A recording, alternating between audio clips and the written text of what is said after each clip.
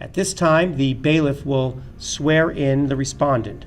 Dennis, would you please walk over to the witness stand, and when you get there, remain standing and raise your right hand. We started a project where we were looking for alternatives to juvenile incarceration, and we came across youth courts. Well, over time, we added more and more restorative practices and trauma-informed responses to the youth court framework. Youth court is a real court run by youth for other youth who have committed real crimes. Our jurors do not judge.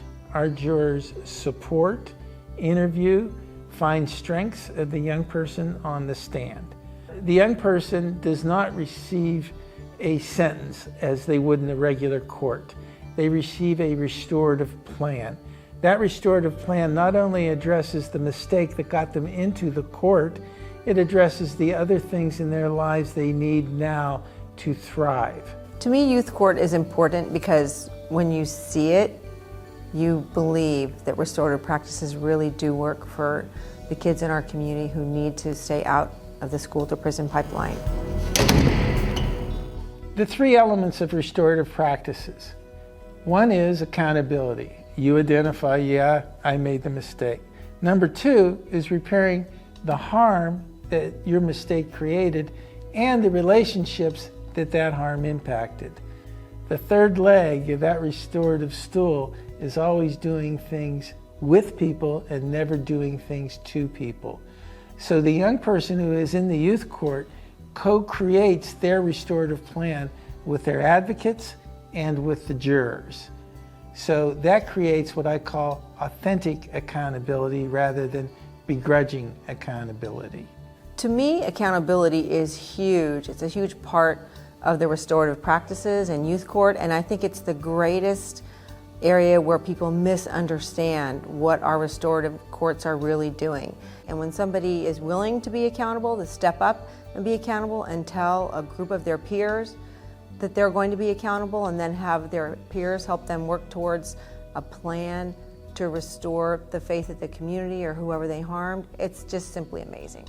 When I was 12, I was just starting to get into experimentation with substance and with hanging out with some of the wrong crowds at school. And I ended up getting caught at school with a prescription over-the-counter cough medicine. I ended up getting sent to youth court, and it was the first experience I had where I was no longer just the kid who had done the thing. I was a person who had a background, who had reasons for doing what he was doing, and had talent and had potential to be something other than just like a kid that is messing up in middle school. Evidence shows that peers working with peers is the most effective way in helping people change. I've taken advocate training, I think 4 to 6 times, like I really know it.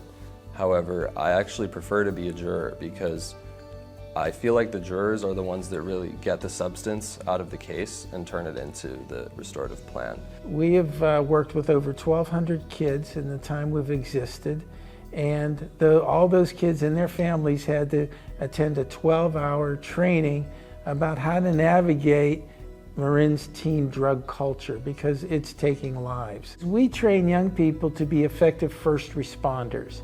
When they're up to this mischief and things have gone wrong, we want them to learn how to be effective and proactive at saving a life, not just run and hide. The harm reduction workshop really allowed me to be a lifesaver and allowed me to turn other kids into lifesavers. Without this workshop, there just wouldn't be any kids in Marin that are trained to save someone's life. 95% of the kids who get involved with the program complete the program.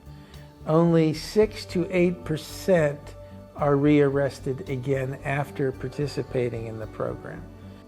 Youth court would never have been so successful without Don's tenacity and caring and compassionate demeanor. Kids really get him, they relate to him, and I think that's one of the reasons why it's been so successful, because he doesn't judge. Most of what I've done productively since I was 15 or 16 has been in part because of Don and because of the youth court. Kids that otherwise normally would have gone down a path of violence, theft, drugs, and destruction just plain and simply didn't because of this program, and only because of this program, myself included. I would like to make sure every youth court in the country was based on restorative, trauma-informed practices.